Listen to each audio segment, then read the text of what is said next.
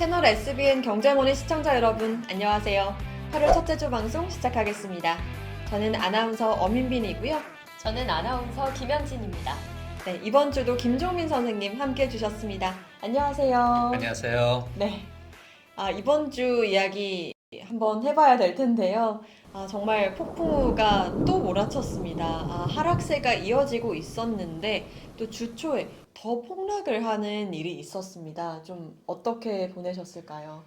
예, 아주 힘든 일주일을 보냈습니다. 지난주에 뭐 조금 어느 정도 바닥을 다지는 줄 알았고 또 더군다나 주말에 AS 서밋이라는 또 좋은 소식이 있었기 때문에 네. 이번 주에는 조금 상승 반전하지 않을까 이렇게 기대했는데 월요일 기대를 못 미치고 화요일 수요일 폭락하고 아주 힘든 하루였고요. 그리고 뭐 주변에도 뭐 다들 힘들어하고 그래서 아주 그냥 뭐 기대했던 바 그리고 또 내가 예측했던 시장이 틀리니까 거기에 또 화도 나고 막 그랬던 시간이었고요. 그래도 그나마 금요일에 많은 이제 완전히 시장이 폭등을 하는 바람에 조금 마음의 위안을 얻었습니다. 네, 다행입니다. 제 주변에서도 너무 힘들다, 진짜 앓는 소리만 가득했던 한 주였던 것 같고, 또 말씀대로 금요일에 조금 반등을 하면서 그래도 좀 시장이 역전될 수 있는 가능성이 보이면서 조금은 그래도 나아진 것 같은데요. 좀 어떠셨어요? 저는 투자를 하지 않고 있지만 또 제 친구들, 제 주변 사람들도 이번에 너무 폭락이 심해서 좀 많이 힘들었다고 합니다. 네, 뭐 뉴스에서는 개미들이 지진이 난 것과 같은 고통을 느낀다, 막 이런 뉴스도 봤는데 정말 그 정도로 힘들었던 한 주였는데요. 이런 여러 가지 뭐 원인이 있겠지만 그 중에 하나가 또 조금 큰 이슈가 있었는데 어떤 소식인지 한번 소개해 주시겠습니까? 네, 바로 중국의 창신 메모리 상장 소식입니다. 이 창신 메모리가 상하이 증시에 입성하자마자 공모가보다 466% 급등했다고 합니다. 장중 상승률은 535%까지 치솟았고요. 시총은 약 712조 원으로 중국 본토 상장사에서 1위를 등극했습니다. 이런 IPO를 통해서 중국의 역대 두 번째 상장 기록을 세웠고요. 또 AI 확산과 중국의 반도체 국산화 기대가 강한 매수세로 이끈 것으로 풀이되고 있습니다. 네, 정말 대단한 흥행 성적을 보여줬어요.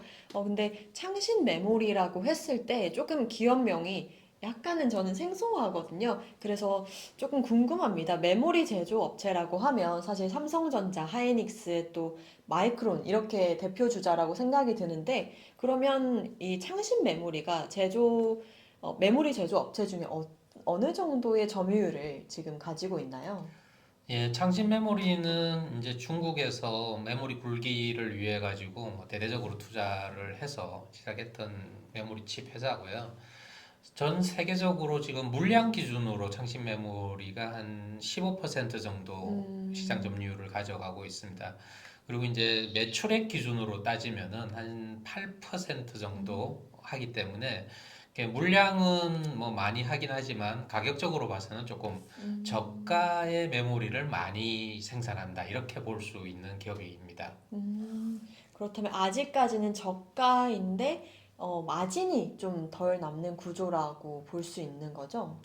그렇죠. 뭐 창신 메모리 같은 경우에는 이제 좀 저가이기도 하고 그다음에 이제 아무래도 메모리 수율이 기술력 때문에 수율이 그렇게 높지 못합니다. 그러니까 삼성전자나 하이닉스처럼 굉장히 고수율일 경우에는 이제 메모리 가격이 낮은 경우에 저가로 가서 이익이 많이 남지 않는 경우에는 수율이 좋으면은 그나마 이익이 좀 남는데 수율이 낮은 창신 메모리 같은 경우에는 계속 적자가 있는 상태였거든요. 근데 이제 계속 적자여서 위기 상황이라고 했었던 창신 메모리가 최근에 이제 AI 산업이 발전하고 AI 투자 때문에 AI 서버에 대한 투자가 많아지면서 메모리 가격이 폭등을 하게 되는 거죠. 그러다 보니까 창신 메모리조차도 메모리 가격이 많이 아, 올라서 이익이 많이 남는 기업으로 변경이 된 거고요. 그렇게 해서 남는 이익을 이제 또 투자를 하겠다 또는 IPO를 하겠다 이렇게 지금 이야기가 된 것입니다. 아, 그렇군요. 그러면은 이 창신 메모리 상장 흥행은 과연 우리 반도체조인 삼성전자나 하이닉스의 실제 위협일지도 또 궁금합니다. 예, 지금 뭐 이번에 화요일에 그렇게 폭락했던 원인은 창신 메모리가 들어오면서 네. 이번에 IPO를 통해서 한 13조 정도의 투자금을 유치했다고 볼 수 있거든요. 그 투자 자금을 공장을 증설하고 이런 데 사용을 하게 되면 반도체 메모리 양이 훨씬 더 많이 이제 시장에 공급이 될 거다라고 하는 부분 때문에 그리고 경쟁이 더 심화될 거라고 하는 부분 때문에 이 지금 전체 메모리 하이닉스 뭐 삼성전자, SK 하이닉스뿐만 아니라 마이크론까지도 큰 폭으로 하락이 발생을 했습니다. 근데 지금 장기적으로 볼 때는 뭐 물론 그런 가망성이 어느 정도 있기는 하겠습니다만은 아직까지 현재 가지고 있는 창신 메모리의 기술력이라든지 시장 점유율이라든지 그런 걸로 볼 때는 단기적으로는 그렇게 염려할 부분이 아닌 것이죠. 뭐 삼성전자, 하이닉스, SK 하이닉스, 마이크론이 대략 한 85% 정도의 메모리를 생산을 하고 있는 거고, 뭐 전체 이 매출액 기준으로 따지면은 90% 넘어가는 대부분의 물량을 생산하고 있기 때문에 창신 메모리에 들어온다고 하더라도 그리고 창신 메모리의 메모리 수율이 그렇게 좋은 기술력 때문에 좋은 상태가 아니기 때문에 뭐 메모리가 많이 공급되면 될수록 가격이 낮아지면 창신 메모리가 오히려 더 어려워지거든요. 그래서 당장은 그렇게 크게 문제는 되지 않을 걸로 판단을 하고 있습니다. 그렇군요. 단기적으로는 크게 문제가 될 수 있지만 단기적으로는 크게 문제가 되지 않을 수 있지만 좀 장기적으로 봤을 땐 어떻게 될지 모르겠다는 의견. 그렇죠. 그 장기적으로는 이제 아무래도 중국 기업이 이렇게 중국 내부에 내수도 많이 있는 그렇죠. 상황이고 중국에서 또 중국의 메모리를 사용하고 이런 부분에 대해서 좀 장려한다라든지 그걸 또 메모리를 국내를 하겠다 이렇게 하게 되고 투자를 더 많이 받게 되고 뭐 이렇게 되면은 또 좀 차이가 날 수도 있겠죠. 뭐 삼성전자도 뭐 처음 시작할 때만 하더라도 반도체 시장이 뭐 4% 시장 와. 점유율로 시작했다가 지금까지 이렇게 성장을 했기 때문에 음. 시장 상황에 따라서는 어떻게 될지는 잘 모르는 부분이 있습니다. 장기적으로는 좀 불확실성이 좀 있다 이렇게 볼 수 있습니다. 아, 그렇군요. 그럼 우리 투자자분들은 좀 장기적으로 길게 바라보셔야 할 것 같습니다. 네. 저도 궁금한 게 있는데, 장기적으로 그래도 아직 불확실성에 대해서 이야기를 했는데, 이 DUV 노광 장비에 대한 이야기도 나눠봐야 될 것 같습니다. 이 노광 장비의 경우에는 원래는 ASML이 독점적으로 생산을 하고 있는 장비였는데, 중국에서 독자적으로 이것을 개발할 예정이다라는 계획 자체를 밝혔어요. 그래서 이게 노광 장비 자체가 생산이 된다면 장기적으로 또 어떤 변화가 일으켜질지가 궁금합니다.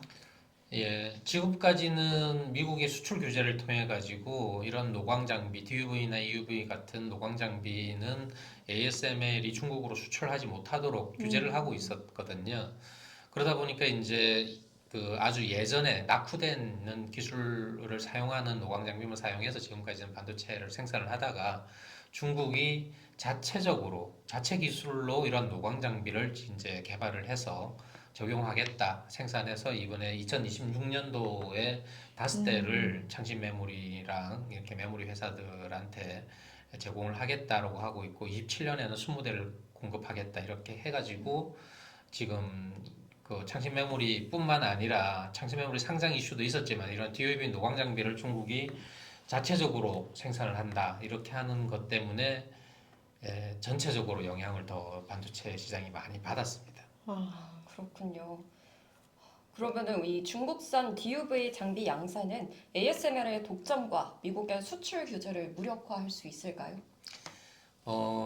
우선은 뭐 그렇게 쉽게 하지는 않을 거라고 보이네요. 지금은 이제 다섯 대를 양산해서 공급하겠다고만 했지 그 다섯 대를 실제 배치했을 때 어느 정도의 성능을 보일지 그리고 실제 양산에 적용했을 때 어떤 문제가 있는지가 아직 정확하게 정리된 것이 없고 또 물량 자체도 뭐 다섯 대는 거의 테스트 용도로밖에 보이지 않기 때문에 당장은 뭐 영향을 줄 수 있는 상황은 아니라고 보이고 있습니다.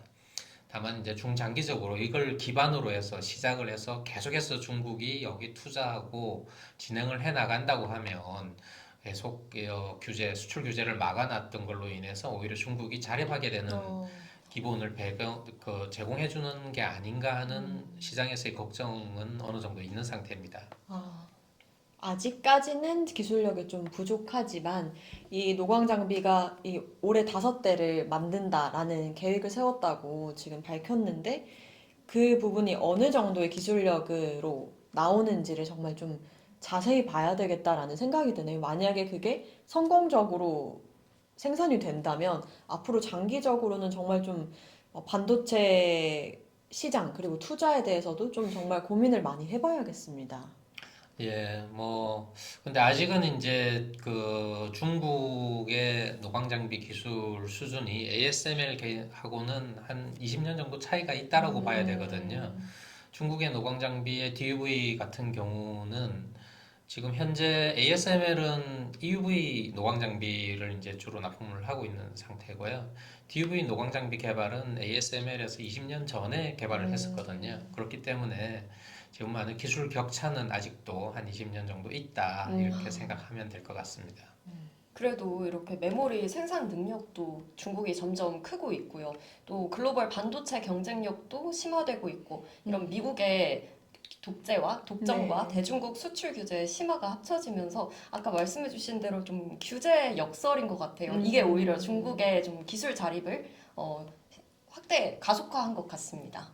예, 그럴 수 있다고 보여지는 게 있죠. 우리가 지금 그 예전에 겪어봤다시피 일본이 그 반도체 소재 관련해서 그 수출 금지를 하는 바람에 그걸 오히려 우리가 기회로 해서 역국산화를 네, 하고 그렇죠. 그 기술 독립을 이룬 부분이 있기 때문에 그런 부분이 걱정이 되는 부분이 있습니다. 다만 소재 관련돼 있는 것보다는 그 반도체 장비 관련돼 있는 부분은 아무래도 기술적으로 그런 부분 좀 우려되는 부분이 이렇게 쉽게 뭘 생산하거나 기술적으로 나아가는 게 그렇게 쉽지 않은 부분, 특히나 ASML이 독점하고 있는 그 노광 장비 같은 경우에는 특히나 어려운 부분이고 그동안 꾸준히 쌓아온 ASML의 기술이 그렇게 쉽게 이제 커버될 수 있는 부분은 아니다라고 하기 때문에 그 부분은 아직은 좀 여유가 있다 이렇게 생각하면 될 것 같습니다. 좋습니다. 그러면 전체적으로 다 장기적으로 바라봐야 한다는 말씀이시네요. 그러네요. 네. 예, 장기라고 하면은 10년, 20년을 끌고 가면 세상은 어떻게 변할지 뭐가 그렇죠. 어떻게 될지 네, 모르기 네. 때문에 그분은 장기적으로라고 하면은 그냥 좀 먼 미래 어떻게 될지 모르겠다 이 정도 네. 생각하면 될 것 같습니다. 잘 알겠습니다. 그러면 오늘 여기서 마무리해 보도록 할 텐데요. 오늘 우리 창신 메모리 상장과 또 중국의 DUV 노광 장비 생산 등 좀 전체적으로 중국 이슈에 대해서 좀 살펴본 시간이었습니다. 우리 반도체주에 무조건적으로 악재로 작용한다고 생각하기보다는요, 좀 장기적으로 중장기 투자 여력을 확보할 수 있는 그런 사건이라고 보시면 좋을 것 같고요.